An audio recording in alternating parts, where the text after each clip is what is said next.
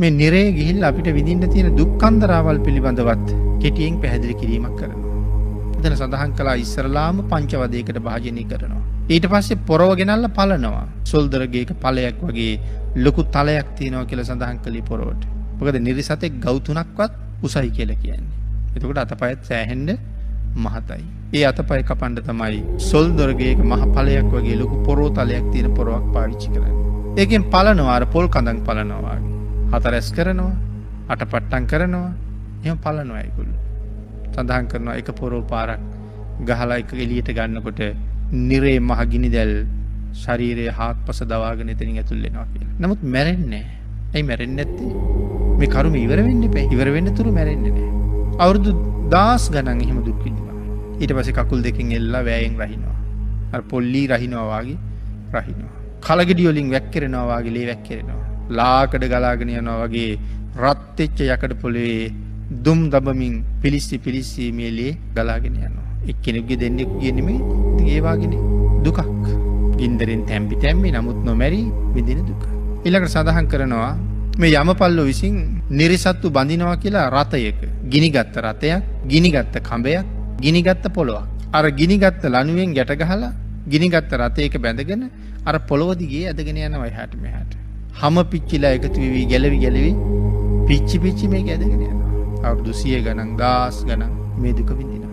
ඊළඟට සඳහන් කරනවා ගිනි අඟුරු පර්වත වලට නංගනවා කියලා. මහා ගිනි අඟුරු කඳු තියෙන්නේ. අර කඳු කරේක තියෙන ගල් කඳු වගේ. මේ ගිනි අඟුරු පර්වතයට නංගනකොට එරි නගින්න ඕනේ. අඟුරුට. ගියේ නැත්තම් ගිනිගත් යකඩ පොළොව වලින් ගහනවා. මේකට නැගගෙන උඩට යනකොට සමහර වෙලාවට මහ වාතයක් ඇවිල්ලා පුද්ගලයා අනිත් පැත්තට වැටෙනවා. ඔළුව පහළට, කකුල් ඉහළට. එතකොට මේ පල්ලෙහා තියෙනවා ගිනිගත් යවුල් ඔළුවෙන් ඇමිනෙනවා ඒ වගේ. අවුරුදු 100,000 ගණන් කකුල් දෙක උඩට මේ වගේ දුක් විඳිනවා. ඉතින් ඒ විදිහට නිරේ තියෙන තවත් දුකක්. ඊට අවුරුදු 10 ගණනකට පස්සේ කකුල් වලින් උස්සලා ගිනි අඟුරු වලක අයින්නවා අර අපි බිම ඉන්නක් හිටවනවා වගේ. ඔළුව ඉන ගාවට නිකන් අඟුරු ගොඩේ යට යනවා. කකුල් දෙක විතරක් උඩට. නිමි ජාතකයේ පැහැදිලි කරන තැන මේ කර්ම වලට හේතු මොනවද කියන කාරණා දේශනා කරලා තිනවා. මේ අකුසලයේ වෙන්නේ නිරේ මෙහෙම දුක් විඳින්නේ කොහොම දේවල් කරපු අයද? අකුසලයත් එක්ක පැහැදිලි කරනවා. ඊට පස්සේ පින්නතුනි සඳහන් කරනවා මේ අවුරුදු 10 ගණන් 10000 ගණන් මේ නිරේවල මෙහෙම දුක් විඳිනකොට ඊළඟට අසූචි නිරේකට ගෙනහිල්ලා දානවා.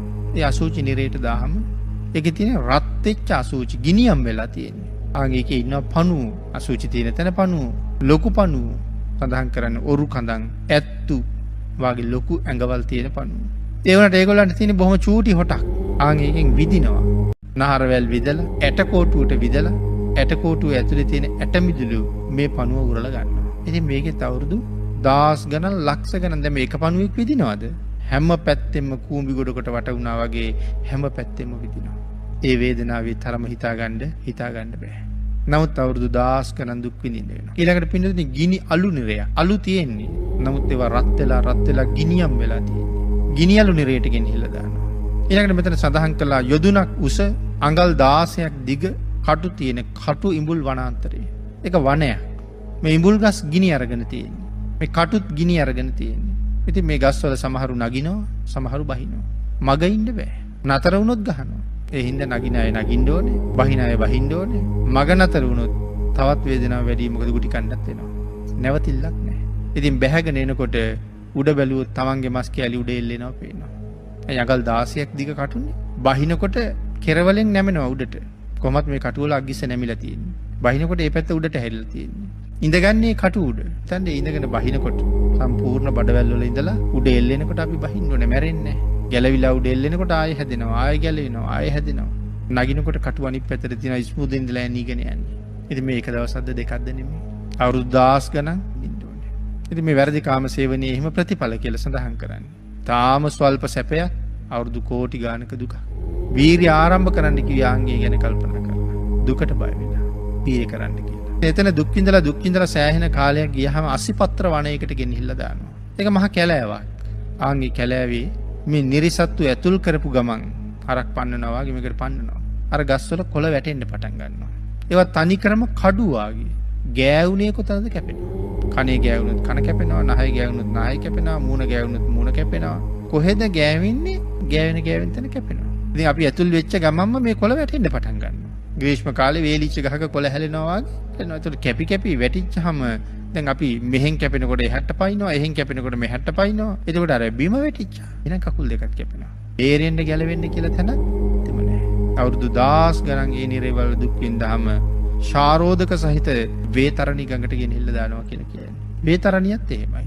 ගඟ දුම් දදා පැහැෙන ගඟක් නෙළුම් තියනවා කියලා සඳහන් කරනවා. අංගේ නෙළුම් පත්‍ර දැලි පිහියා වගේ.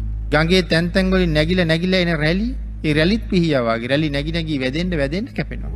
එහාට පාවිලා නෙළුම් ගොල්ලට ගියහම එහෙන් කැපෙනවා. උඩින් රැලි වලට කැපෙනවා කියලා යට ගියාම සඳහන් කරනවා තනි ක්‍රම දැලි පිහියා වගේ යටින් කෑලි වලට කැපෙනවා. අවුරුදු 10 ගණන් මේ ශාරෝධක සහිත ශාරෝධක කියලා කියන්නේ උණු වෙච්ච තද ලුණු රසයි. දුන් දමමින් පැහැෙනවා. ඉතින් මේ ලුණු වතුර දුන් දානවා. එතකොට ඒ වතුරේ කැපිලා වේදනාවල් කීයක් එකට ගොනු වෙලාද? ආන්ගේ දුක්ඛ කන්දේ විඳින්න ඕනේ කියලා සඳහන් කරනවා. එයින් ගොඩට අරගෙන අහන්නේ මොනවද ඕනේ කියලා. ගොඩට ගන්නවා කියලා සඳහන් කරන්නේ බිලී කටු දාලා. දැන් මේකේ ඉන්න බැරුවනේ ඉන්නේ. කොයි පැත්තෙත් කැපෙනවනේ. බේරෙන්න අරුවා ගෙල්ලෙනවා. එල්ලිච්චාම ගොඩ ගන්නවා. ගොඩ ගත්තාම ගිනි ගත්ත යකඩ පොළොවේ ආපහු පෙරල්ලා දැන් මොනවද ඕනේ කියලා අහන්නේ. එතකොට කියන්නේ අනේ ස්වාමීනි ඉන්න බෑ බඩගිනි කියලා. මේ අවුරුදු කී දහහකින් කාලා නැද්ද මේ මිනිස්සු? නිරයයි කෑම දෙන්නේ නෑනේ. බඩගින්න දැනෙනවා. අවුරුදු 10 ගානකින් කෑම කාලා නෑ. ලක්ෂ ගානකින් කාලා නෑ. බඩගිනි කියපු ගමන් අරගෙන එන්නේ ලෝහ ගුලි. ගිනි අරගෙන තියෙන රතු පාට. ඒක දැක්කම කට පියා ගන්නවා යාරින්නේ නෑ. නමුත් සඳහන් කරනවා ලෝහ අඬුවෙන් දෙපැත්තට අණු ඇදලා කටට තියලා තද කරනවා කියලා. පොල් පිච්චිලා, දිව පිච්චිලා, උගුර පිච්චිලා, ශරීරයේ අභ්‍යන්තරයේ බඩවැල් එක්කම දවාගෙන අඳෝමුකෙන් ලෝහ ගුලි පිට වෙනවා කියලා සඳහන් කරනවා. දුන් දදා ගිනි අරන්. එහෙම සෑහෙන කාලයක් ලෝහ ගුලි ගිලින්න වෙනවා. හරි පිපාසයි. ඊට පස්සේ අහන්නේ තව මොනවද ඕනේ කියලා. දැන් නම් ඉන්න බෑ ස්වාමීනි බඩගිනි. එහෙම කියහම ගේන්නේ උණු කරපු යකඩ. කාල් ගාලා යකඩ උණු කරලා තියෙන්නේ. ඒක තමයි අරගෙන ඉන්නේ. නලවක් කරනවා. මෙහෙම දුක් විඳින්න වෙනවා. මේවා මේ කවුරුවත් හදලා හිතලා කියපුවාද? මේ සරුවඥතා ඥාණයෙන් දේශනා කරපු දේවල්. ඒකාන්ත වූ සත්‍ය වූ දේවල්.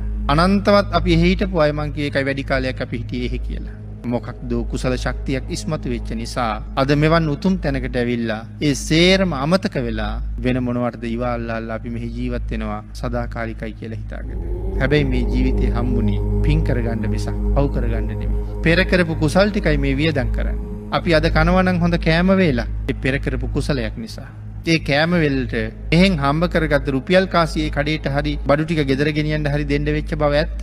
මෙහෙන් හම්බ කරගත්ත ලෞකික ධනෙ වෙළඳ පොළට දෙනවා. නමුත් වෙළඳ පොළෙන් ඒ බඩු ටික ගන්න ලෞකික ධනෙ හම්බ කරගන්න ඒ බඩු ටික ගෙනිහිල්ලා උයා පිහා ගන්න පෙර ජීවිතේ රැස් කරගත්ත ආධ්‍යාත්මික ධනයත් මෙහෙ වියදම්නවා. ඔය ඇඳගෙන ඉන්න වටිනා ඇඳුම අඳගන්න අරගන්න කඩේට සල්ලි දුන්නට කොහොම ඇඳුමක් ගන්න හැමෝටම පුළුවන් වුණේ නෑනේ. න සමහර අය ගත්ත ඇඳුම් ඊටාම ලාභාලයි.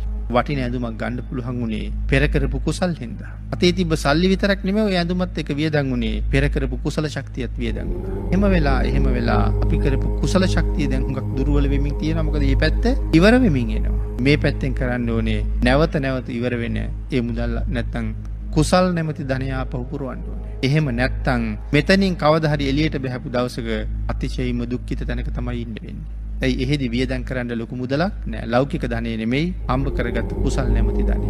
නිරයකට නොයන්න උසස් ජීවිතයක සත්පුරුෂයෝ ඇසුරු කරමින් මනාව සසරින් එතර යන්න පුළුවන් උතුම් ජීවිත පෝෂණය කරන්න නම් ඒවං ජාතේන මච්චේන කත්තබ්බං කුසලම් බහු උපන්නා වූ සත්‍යය විසින් බොහෝ කුසල් රැස් කරගත යුතුයි කියලා භාග්‍යතුන් වහන්සේ දේශනා කළේ. බාල පඬිත සූත්‍ර දේශනාවේ බාලයට හම්බ වෙන